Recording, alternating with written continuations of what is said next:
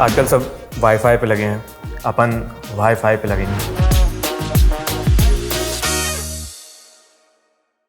साल था 2025।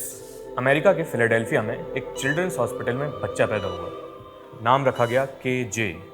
ये बच्चा एक हफ्ते का भी नहीं हुआ था और उसके माँ बाप को पता चला कि इसके साथ कुछ बहुत बुरा होने वाला है। डॉक्टर्स ने बताया कि इस बच्चे की पूरी मुसीबत की जड़ एक छोटी सी गलती थी। उसके DNA में एक जीन के अंदर बस एक गलत लेटर छप गया था, जिससे उसकी जिंदगी खतरे में आ गई थी। असल में ना, ये जीन डिसाइड करता है कि बच्चे के छोटू से लीवर में खून में से अमोनिया को साफ कैसे किया जाए, लेकिन वो जीन इस बच्चे में डिफेक्टिव था।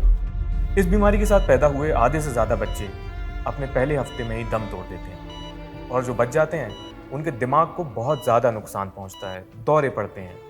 KJ के पास करीब 6 महीने तक का वक्त था। डॉक्टर्स की टीम ने एक नायाब तरीका चुना जो आज तक किसी भी इंसान पर आजमाया नहीं गया था। उन्होंने डिसाइड किया कि वो उसके DNA में जाकर उस एक गलती को ठीक कर देंगे।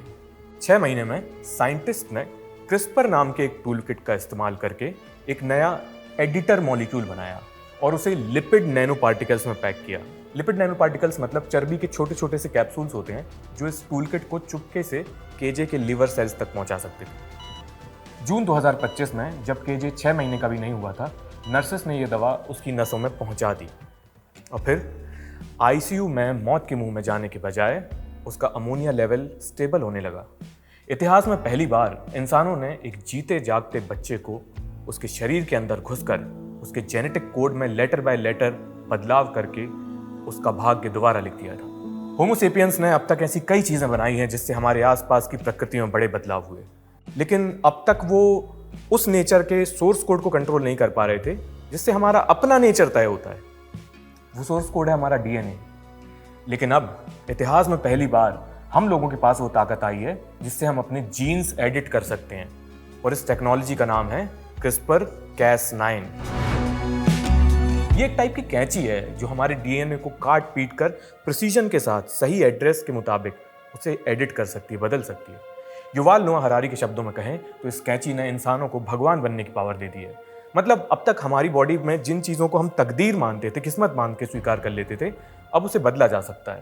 ह्यूमैनिटी के हाथ में अब एक ऐसा औजार आ चुका था जो हमारे ही नहीं बल्कि आसपास के लाइफ फॉर्म्स के पूरे इंस्ट्रक्शन मैनुअल को खोलकर उसके एक एक कोड को अपने हिसाब से बदल सकता है। हाँ, और ये सब मुमकिन हो पाया क्योंकि कुछ लोगों ने सवाल किए, ये दुनिया और हमारी डिजाइन जैसी भी है ऐसी क्यों है? वाई? नमस्ते, मैं आयुष हूं, आपका भाई, और आप खबर गांव पर ये स्पेशल साइंस शो देख रहे हैं जिसका नाम है वाईफाई। इसमें हम दुनिया जहान के कुछ जरूरी से और मजेदार से सवाल उठाएंगे और उन्हें चेस करने की सनक में जन्मी दिलचस्प कहानियों से होकर गुजरेंगे।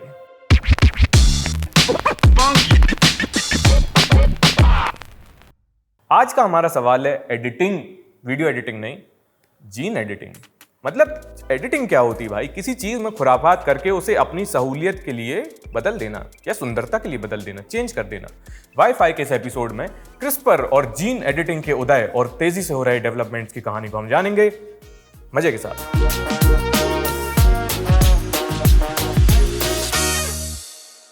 कहानी में आगे जाने से पहले इस कहानी के कैरेक्टर्स के बारे में हमें कुछ जानना होगा कि इसमें पात्र कौन कौन से हैं और उनके साथ होता क्या क्या है।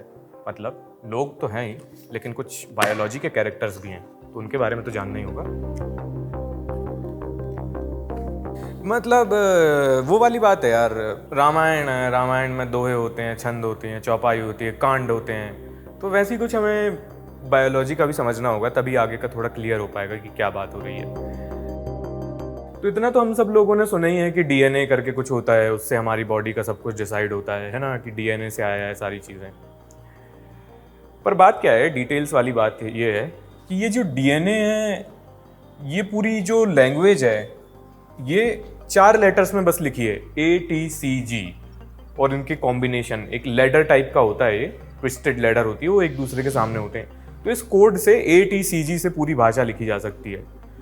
अब एक्चुअली जो DNA है ना, वो एक लैंग्वेज का नाम है, जिस लैंग्वेज में ये जेनेटिक कोड लिखा हुआ है। जैसे इंग्लिश होती है, हिंदी होती है, वैसे DNA होता है, RNA होता है। तो इसमें जानकारी अलग अलग लिपि में ट्रांसमिट होती है हमारी बॉडी में। मोस्टली हमारी बॉडी में डीएनए में लिखी होती है ना, लेकिन वो आरएनए में भी एक दूसरे से इंफॉर्मेशन ट्रांसफर होता रहता है। वो जो बुक है वो पूरा इंस्ट्रक्शन सेट, पूरा मैनुअल जिससे किसी भी ऑर्गेनिज्म की पूरी बनावट को लिखा जा सकता है, कोड किया जा सकता है, उस पूरी चीज को जीनोम बोलते हैं। और जो जीनोम होता है वो हर सेल के अंदर, हमारी हर कोशिका के अंदर मौजूद होता है। तो सेल के अंदर न्यूक्लियस, न्यूक्लियस के अंदर क्रोमोसोम्स जो आपके मम्मी पापा से आते हैं। 46 क्रोमोसोम्स होते हैं, 23 मम्मी से, 23 पापा से। ये क्रोमोसोम एक ऐसा दिखता है और ये डीएनए का ही एक स्ट्रैंगल्ड फॉर्म है। और मतलब ऐसा समझ लीजिए कि यार ये जो बुक है ये 46 वॉल्यूम्स में होती है। जैसे गेम ऑफ थ्रोन्स की सीरीज है तो वो कुछ कई उसमें वॉल्यूम्स में होगी। महाभारत भी मान लो छपेगी तो कई वॉल्यूम्स में छपेगी, बहुत बड़ी है ना महाभारत। ऐसे ही जो जीनोम में पूरे क्रोमोसोम्स होते हैं वो 46 क्रोमोसोम्स होते हैं। वो अलग अलग वॉल्यूम में हमारी पूरी कहानी छपी होती है जीवन की, कि इसको बनाना कैसे है। और इसमें सबसे इंपॉर्टेंट पार्ट जो है, ये जो जीनोम सेट है, इसमें बहुत सारी जानकारी जिब्रिश है, हमारी समझ में नहीं आ रही कि वो क्या लिखी हुई है, पर किसी चीज़ का कुछ मीनिंगफुल ट्रांसलेशन भी तो होता है। तो ये जो अक्षर हैं, इनका एक ऐसा सीक्वेंस जिससे एक मीनिंगफुल सेंटेंस निकल के आए, कह लीजिए, जिससे कुछ बनाया जा सके, जो किसी ट्रेट में ट्रांसफर हो, उसको जीन कहते हैं, है ना। तो मान ये MC1R जीन है, इससे मेलेनिन अफेक्ट होता है और वो मेलेनिन आपके skin colour, hair colour, eyes के कलर को अफेक्ट करता है। तो एक मीनिंगफुल सेंटेंस जीन कहलाता है। न्यूक्लियोटाइड बेसिस वो अक्षर हैं जो ATCG हैं, वो बड़े बड़े मॉलिक्यूल्स हैं, वो ऐसे अक्षर नहीं है एक्चुअली। DNA RNA वो भाषाएं हैं जिसमें ये कहानी लिखी है। और जीनोम उस पूरी समुच्चय का, पूरे खंड का, सेट्स ऑफ वॉल्यूम्स का नाम है, जिसमें पूरी कहानी दर्ज होती है किसी भी ऑर्गेनिज्म की। स्कूल वाली बायोलॉजी एक बेसिक से रिवाइज कर ली, अब कहानी में मजा आएगा आपको। पहले ये समझा जाता था कि ये सब जो कुछ है ना, ये एक फिक्स्ड चीज है, इसको हम लोग चेंज नहीं कर सकते। लेकिन आदमी के अंदर जो चुल है ना, वो ऐसी धारणाओं को टिकने नहीं देती। आज से 40 साल पहले ये सब चेंज होने की कहानी शुरू होती है।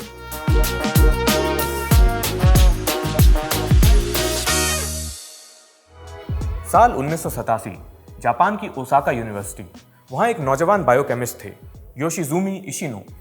ये इकोलाई नाम के एक आम बैक्टीरिया के एक सिंपल से जीन को डिकोड करने की कोशिश कर रहे थे। कोई बड़ी चीज नहीं कर रहे थे, एक PhD वाला सवाल अपन हल करते हैं, थीसिस लिख जाए, ऐसे टाइप का। लेकिन इस बैक्टीरिया के DNA को पढ़ते पढ़ते उनकी टीम एक पहेली पर आकर अटक गई। इस DNA के विराट कोड में उन्हें एक अजीब सा पैटर्न दिखा, एक छोटा सा सीक्वेंस जो बार बार रिपीट हो रहा था, और हर बार उन दोहराने वाले हिस्सों के बीच में एक अलग अनोखा सा टुकड़ा छुपा हुआ था। दोहराने वाले हिस्से लगभग एक जैसे थे, लेकिन बीच में ये जो रहस्यमयी टुकड़े छुपे हुए थे, ये अलग अलग टाइप के थे। लैब में पहले किसी ने ऐसा कुछ नहीं देखा था, तो उन्होंने वही किया जो कोई भी प्रैक्टिकल साइंटिस्ट करता है। उन्होंने इसे ध्यान से लिख लिया और ईमानदारी से कबूल किया कि उन्हें नहीं पता भैया कि ये क्या चीज़ है, और वो लोग आगे बढ़ गए। उनके 1987 वाले इस पेपर में ये अजीब पैटर्न बस कुछ लाइनों में दर्ज है, इस एक नोट के साथ कि इसका काम अननोन है, ये क्या चीज़ हमें नहीं पता। और फिर 10 साल से ज़्यादा तक किसी ने इस पर कोई फॉलो अप नहीं किया। ज़रा सोचिए यार, एक क्रांति जो आगे चलकर अरबों डॉलर्स की बायोटेक कंपनीज की रेस शुरू करने वाली थी, वो सबके सामने सफ़ेद कागज़ पर काले अक्षरों में छपी पड़ी हुई थी, लेकिन किसी के इमेजिनेशन ने उसे भाव ही नहीं दिया। साइंस में कई डिस्कवरीज एक्सीडेंट से होती हैं, लेकिन उसे रिवॉल्यूशनरी टेक्नोलॉजी में तब्दील करने के लिए कुछ लोगों को ऊल जलूल कल्पनाएं करनी होती हैं, अजीब से ख्यालों को एंटरटेन करना पड़ता है, ऑब्सेस करना पड़ता है।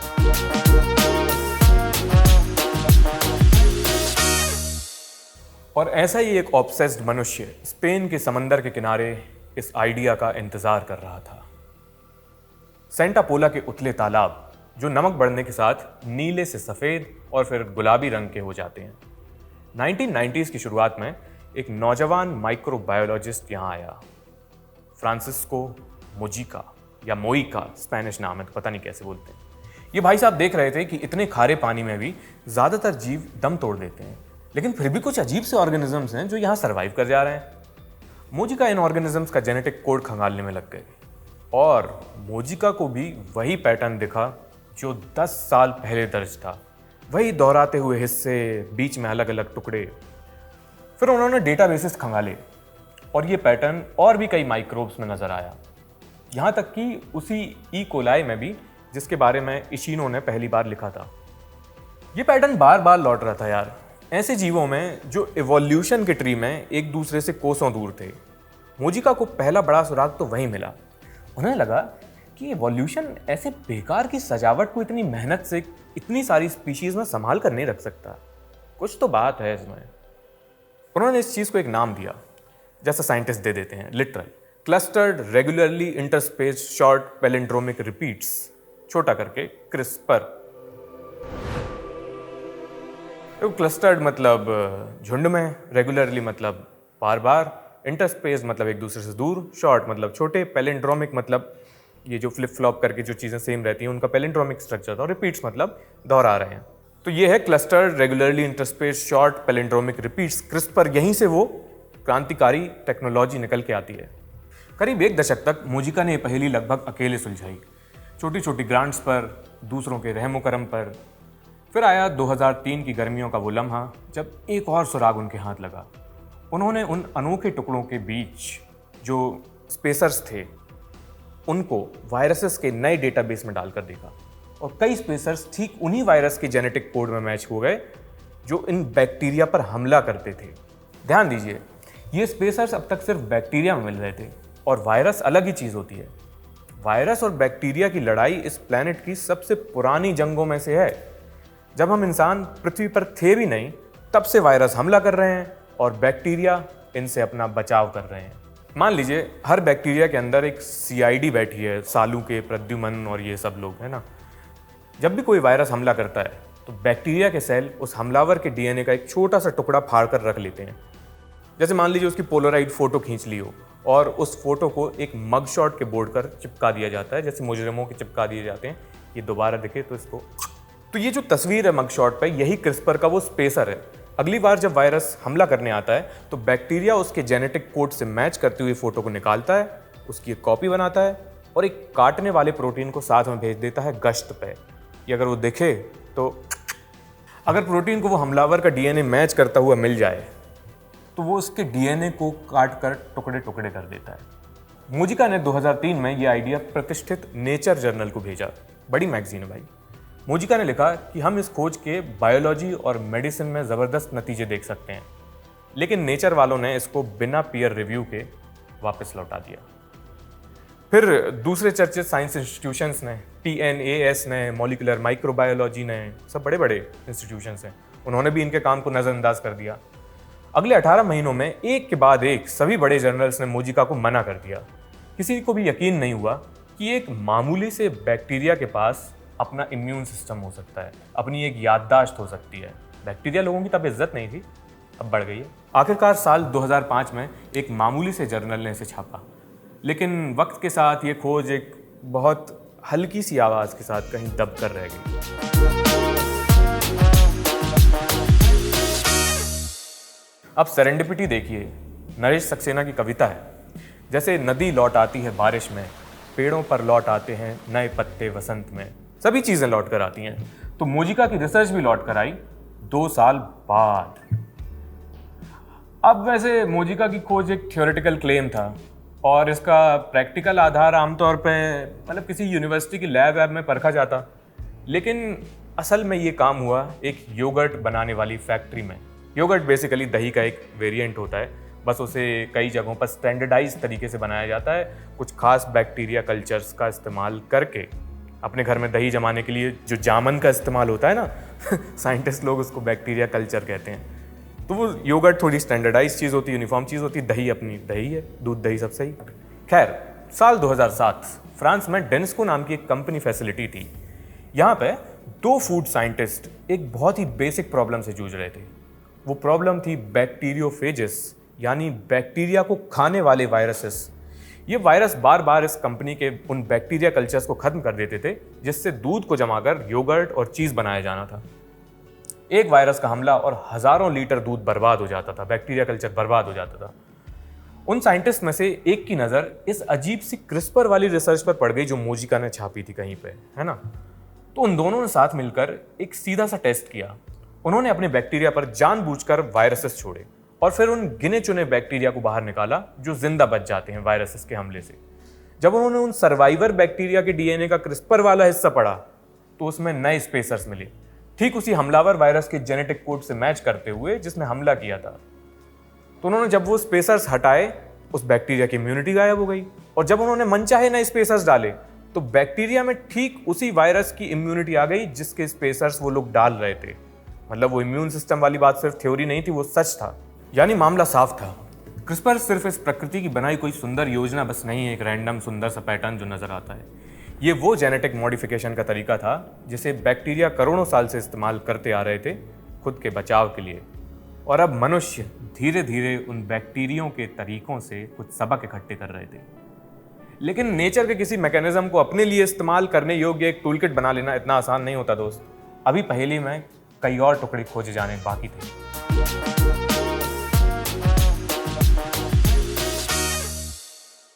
अब तक ये पूरी कहानी फूड फैक्ट्रीज और माइक्रोबायोलॉजी जर्नल्स में बंद रह सकती थी, वहीं की सिमट के निपट जाती, लेकिन रही नहीं। इसकी वजह बनी दो महिलाएं, लेडीज, और उनकी एक जादुई मुलाकात। पहली थी जेनिफर डॉडना। हवाई के एक छोटे से कस्बे में पली बड़ी, जहां वो हमेशा से एक आउटसाइडर की तरह महसूस करती थी और उन्हें कहा जाता था कि लड़कियां साइंस वाइंस नहीं करती। आगे जाके ये आरएनए की फील्ड में एक मंझी हुई बायोकेमिस्ट बनी। तुम्हें याद हो कि ना याद हो, आरएनए वही दूसरी भाषा है डीएनए के अलावा जिसमें जेनेटिक इन्फॉर्मेशन दर्ज की जाती है। दूसरी लेडीज थी, दूसरी महिला थी इमैनुअल शार्पेंटियर, एक घुमक्कड़ साइंटिस्ट जो फ्रांस, अमेरिका, ऑस्ट्रिया और स्वीडन की लैब्स में अपने सवालों के पीछे भटक रही थी। 2010 में स्वीडन में शार्पेंटियर ने एक छोटा सा आरएनए मॉलिक्यूल खोजा जिसका नाम उन्होंने रखा ट्रेसर आरएनए। ये क्रिस्पर की पूरी मशीनरी का एक ज़रूरी पुर्जा साबित होने वाला था। 2011 में पोर्टो रिको की एक माइक्रोबायोलॉजी कॉन्फ्रेंस में इन दोनों की पहली बार मुलाकात होती है और मिलते ही शार्पेंटियर और डॉडना की वाइब्स मैच हो गई। फिर अगले कुछ दिन ये दोनों लेडीज़ लापता हो गईं। लापता लेडीज़ सैन जुआन की पुरानी गलियों में टहलते हुए वो इस बारे में बता रही थी कि यार बैक्टीरिया के जो ये इम्यून सिस्टम है इसको एक प्रोग्रामेबल टूल में कैसे बदला जाए। इनके सामने चुनौती ये थी कि इंसान के विराट डीएनए कोड में किसी प्रिसाइज जगह पर कट कैसे लगाएंगे, हम ये कंट्रोल कैसे करेंगे कि कहाँ कहाँ कैंची चलेगी, और फिर भाई सिलाई कैसे होगी कटट लगा दिए तो। और सबसे पहला सवाल तो यही था कि वो कैंची होगी क्या जिससे हम इंसान के डीएनए को एक तय इलाके में काट सकते हैं। ये इतना ट्रिकी क्यों है, इसको समझने के लिए हमें थोड़ी सी डिटेल्स में जाना होगा ताकि हम इनके काम को अप्रिशिएट कर सकें थोड़ी, और कुछ एक दो शब्द नए और बस, और कुछ नहीं। देखो पढ़ाई लिखाई नहीं है, मतलब मूवी है। आपने वो मूवी देखी चुप चुप के, उसमें शाहिद कपूर, राजपाल यादव, परेश रावल, ये सब, ओमपुरी, ये लोग रहते हैं। उसका एक बढ़िया सीन है। वैसे ही कुछ सीन हमारे सेल्स के अंदर भी होता है। मतलब हम लोगों को ये पता है कि जीन से कुछ कुछ तो होता है, तो जीन से लेकिन वो कैसे होता है, वो रास्ता क्या है। जैसे मान लो आंखों का रंग है, तो ये आंखों का रंग काला कैसे हुआ, किसी का भूरा होता है तो वो कैसे होता है, कौन सी जीन, मतलब वो रास्ता हाउ एग्जैक्टली। तो वो एक पूरी फिल्मी कहानी है, वो आपको फिल्मी अंदाज में समझाएंगे। तो यार अल्टीमेटली पता क्या है, बॉडी में सारी चीज़ें कहीं ना कहीं ये सब प्रोटीन्स से जुड़ी हैं। मतलब जीन्स से कुछ प्रोटीन्स बनते हैं और वो प्रोटीन्स कुछ चीज़ों को एक्टिवेट कर देते हैं या डायरेक्टली इन्वॉल्व होते हैं, जिससे वो कलर्स वगैरह डिसाइड होते हैं।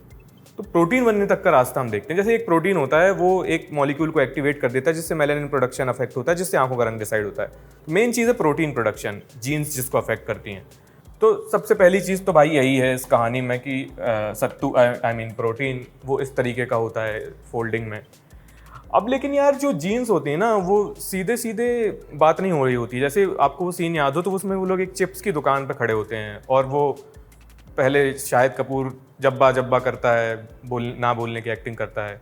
फिर राजपाल यादव उसको समझता है कि यार चिप्स मांग रहा है, फिर वो परेश रावल को कहता है चिप्स मांग रहा है, फिर परेश रावल दुकान वाले को कहता है कि चिप्स दे दो। ऐसा कुछ सीन है ना, ऐसे ही यहाँ पे भी होता है। तो जी वो हमारी बॉडी में जो मैसेंजर होता है, जो डीएनए से जानकारी निकालता है, जो राजपाल यादव है हमारे सीन का, उसको बोलते हैं मैसेंजर आरएनए। जो ट्रांसलेटर होता है, मतलब जो मेन आदमी है जो कहेगा कि भाई चिप्स निकालो Paresh Rawal, that is tRNA. ये जो फैक्ट्री है, जो मतलब चिप्स की जो दुकान है जहाँ पे प्रोटीन बनता है, उसको बोलते हैं राइबोसोम।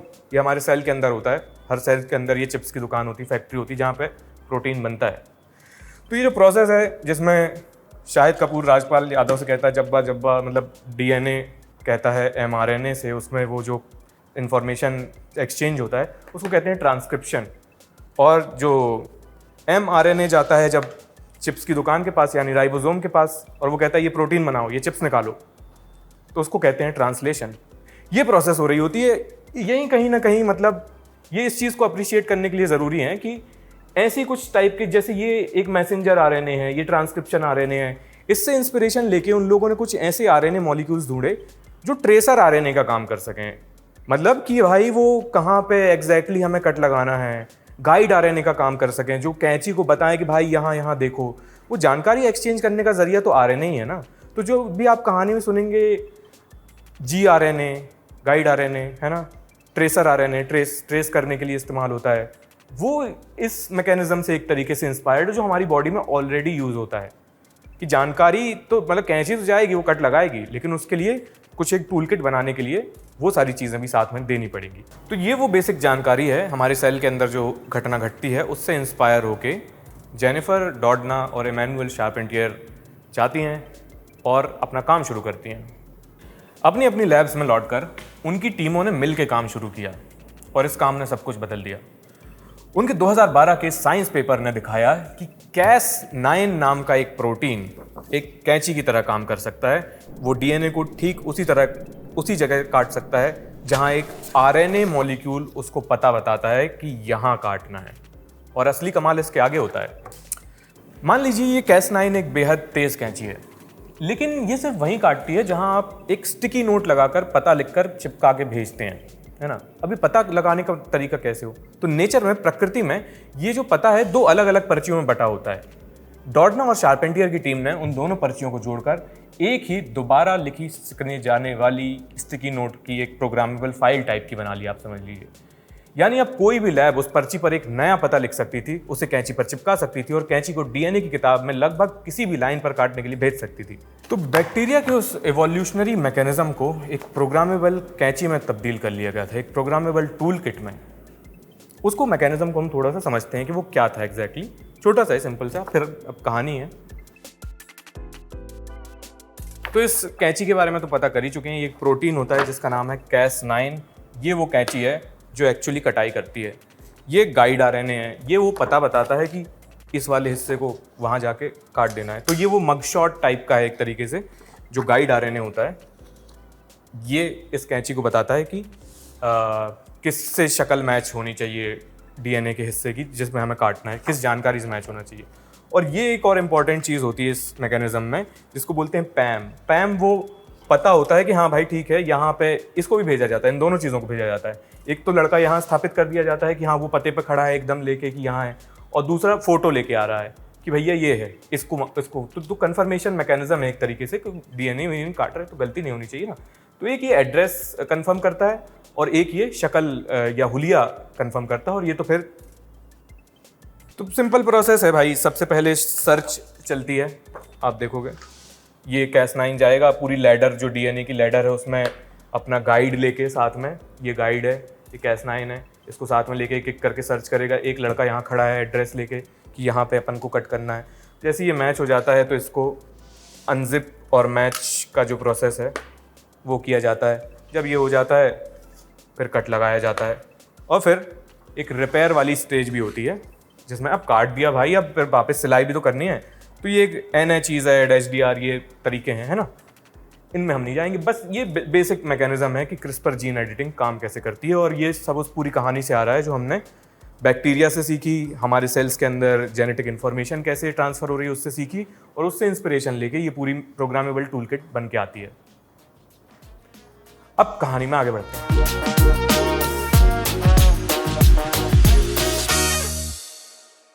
देखो ये तो बन गई थी ये प्रोग्रामेबल टूल किट और ये सारी चीज़ें, पर ये सब हो रहा था लैब में। डॉडना और शार्पेंटियर और बाकी लोग भी बहुत सारे थे, नाम कुछ लोगों के ही आते हैं कहानियों में क्योंकि वो सबको तो बता नहीं सकते, पर वो लोग कर रहे थे लैब में। पर टेस्ट ट्यूब में डीएनए काटना एक बात है और एक जीते जागते इंसानी सेल के अंदर काटना की बिल्कुल दूसरी बात है। अरे समझिए कि भाई टेस्ट ट्यूब जो है वो एक खाली साफ कागज़ है और एक इंसानी सेल जो है वो भीड़ भाड़ वाला दुश्मन का शहर है, जहाँ प्रोटीन्स भरे हुए हैं, अपने ही मतलब रिपेयर करने वाले मॉलिक्यूल्स हैं, सिपाही पाही इम्यून सिस्टम, वहाँ कोई घुस के कैसे कुछ कटाई अटाई कर देगा। तो उसके लिए एक अलग ही लेवल का सिस्टम चाहिए था, वो बनाया गया बाद में। जनवरी 2013 में 2 लैब्स ने लगभग एक साथ दिखाया कि CRISPR-Cas9 को इस शहर में भी लाया जा सकता है और वो भी अपना रास्ता ढूंढ लेता है। MIT और ब्रॉड इंस्टीट्यूट में फैंग झांग की टीम और हार्वर्ड में जॉर्ज चर्च की टीम ये काम करती हैं। फिर कुछ ही महीनों में दुनिया भर की लैब्स इंसानी सेल्स और चूहों और पौधों के जीन्स काटने में लग गई। फिर तो भाई क्रांति आ गई, एकदम जीन एडिटिंग रिवॉल्यूशन आ गया। लेकिन ये आया डॉडना और शार्पेंटियर की मदद से। उन्होंने पहले वो काम किया कि एक नॉर्मल सेल से इंसान के कॉम्प्लेक्स सेल में ये काम करके दिखाया। दिसंबर 2020 में नोबेल कमेटी ने इस रिवॉल्यूशन को दिशा देने के लिए केमिस्ट्री का नोबेल प्राइज दिया इमैनुअल शार्पेंटियर और जेनिफर डॉडना को। ये पहली बार था जब कोई साइंस नोबेल पूरी तरीके से सिर्फ महिलाओं के नाम हुआ हो। इससे पहले या तो शेयरिंग होती थी, कोई आदमी साथ में है, कुछ है। लंदन का क्लब है भाई नोबेल, तो पहली बार 2 महिलाओं को, 2 लड़कियों को मिला।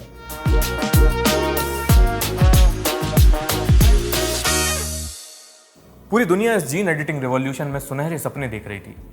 लेकिन जैसे जैसे क्रिस्पर का शोर बढ़ता गया, जेनिफर डॉडना की नींद हराम होने लगी। एक रात उन्होंने एक सपना देखा। वॉल्टर आइजैक्सन ने उनकी बायोग्राफी लिखी है, उसमें लिखा है उन्होंने सपना देखा कि एक कलीग उनसे कहता है कि एक खास मेहमान को आकर वो ये टेक्नोलॉजी समझाएं। सपना चल रहा है, वो एक कमरे में जाती हैं कि बैठा हो कोई साइंटिस्ट, और वहाँ बैठा होता है एडोल्फ हिटलर, लेकिन एक सुअर के चेहरे के साथ।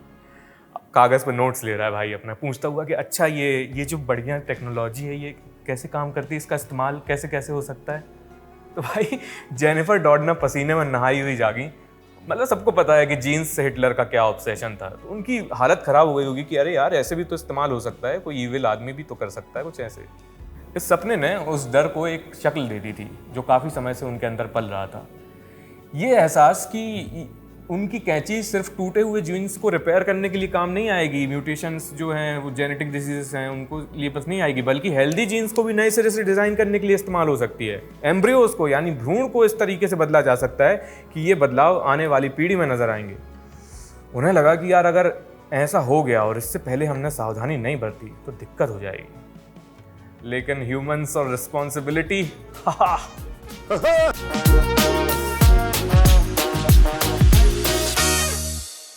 29 नवंबर 2018 हांगकांग, एक खचाखच भरा लेक्चर हॉल। एक नौजवान चीनी साइंटिस्ट ही जियांगकुई मंच पर आता है और बेहद शांति से ऐलान करता है कि जुड़वा बच्चियां पैदा हो चुकी हैं जिनके एम्ब्रियोज को उसने क्रिस्पर से एडिट किया था। उसने बताया कि इन बच्चियों के पिता HIV पॉजिटिव थे। उसने इन एम्ब्रियोज के CCR5 नाम के एक जीन को बदला था, इस कोशिश में कि बच्चियों को HIV से बचाया जा सके, HIV जिससे एड्स होता है। तो उसका कहना था कि इन बच्चों की रक्षा करने के लिए उसने ऐसा काम किया, वो तो बचा रहा है। इरादा तो भाई का नेक था, लेकिन ये काम उसने बड़े ही शेडी तरीके से किया था। जैसे जैसे डिटेल्स बाहर आईं, तस्वीर डरावनी होती गई। ही ने जो बदलाव किए थे, उन्होंने उस जानी पहचानी सुरक्षित म्यूटेशन की साफ साफ नकल नहीं की थी। उसने नई अनजानी म्यूटेशन ही पैदा कर दी, नए जेनेटिक चेंजेस पैदा कर दिए, और जिसका असर कोई नहीं जानता। हर सेल में एक जैसा बदलाव नहीं हुआ था। और सबसे बड़ा सवाल तो भाई ये था कि क्या उनके उस बच्ची के माँ बाप को पता भी था कि ये क्या हो रहा है उसके साथ? उस बच्ची की परमिशन ली गई थी क्या कि उसके आने वाली पीढ़ियों तक ये चीज़, ये म्यूटेशन चली जाएगी, तो ये करना भी है नहीं करना है? तो ये एक एथिकल क्वेश्चन है जीन एडिटिंग के साथ। तो ही के इस ऐलान के बाद कुछ ही दिनों में दुनिया भर के साइंटिस्ट ने इसकी कड़ी निंदा की। एक चीनी अदालत ने आगे चलकर ही जियांगकुई को गैर कानूनी मेडिकल प्रैक्टिस का दोषी पाया। उसे 3 साल की जेल और 30 लाख युआन का जुर्माना हुआ। ये भी सामने आया कि 2019 में एक तीसरा एडिट किया गया बच्चा भी पैदा हुआ था। इन बदलावों ने इन बच्चों के साथ आखिर क्या किया, ये आज भी सच में कोई नहीं जानता। चाइना वाइना के मामले तो इनकी सेहत पर कोई सार्वजनिक स्वतंत्र फॉलोअप नहीं हुआ है। इनका हाल, इनकी ज़िंदगी, सब कुछ एक पर्दे के पीछे है। अब यार ज़रा पूरी कहानी से बहुत दूर जाकर देखिए। अरबों सालों से नेचुरल सिलेक्शन से, एवोल्यूशन से हमारे जीन्स इन्फ्लुएंस हो रहे हैं, लेकिन अब हम अपने आप को और दूसरों को सहूलियत के हिसाब से डिज़ाइन कर सकते हैं, एडिट कर सकते हैं। ये बहुत बड़ी पावर है। अब कुछ कथन याद आ रहे हैं, with great power comes great responsibility. बड़ी शक्ति के साथ बड़ी जिम्मेदारी भी आती है। And power corrupts, absolute power corrupts absolutely. सत्ता भ्रष्ट करती है और बहुत बड़ी सत्ता तो बहुत ज़्यादा भ्रष्ट करती है। इतिहास में पहली बार ये ताकत, ये कैंची, ये कलम हमारे हाथ में है, जिसने हमें डिज़ाइन माने जाने वाली पावर्स सौंप दी हैं। नेचर को हम डिज़ाइन कर सकते हैं, हम भगवान एक तरीके से हो गए हैं। अब बस एक ही सवाल रह गया है कि हम किस तरह के भगवान बनना चुनते हैं। आप क्या चुनेंगे अगले वाईफाई के एपिसोड्स में? देखना, ये हमें कमेंट करके बताइए। ये वीडियो आपको कैसा लगा उसको भी बताइएगा। ये पहला एपिसोड था तो कुछ तो नया लगा होगा। बाकी देखते हैं समय के साथ कैसा क्या जाता है। और भी अपने फीडबैक्स हमें कमेंट सेक्शन में बताइए। ये वीडियो देखने के लिए आपका बहुत बहुत शुक्रिया।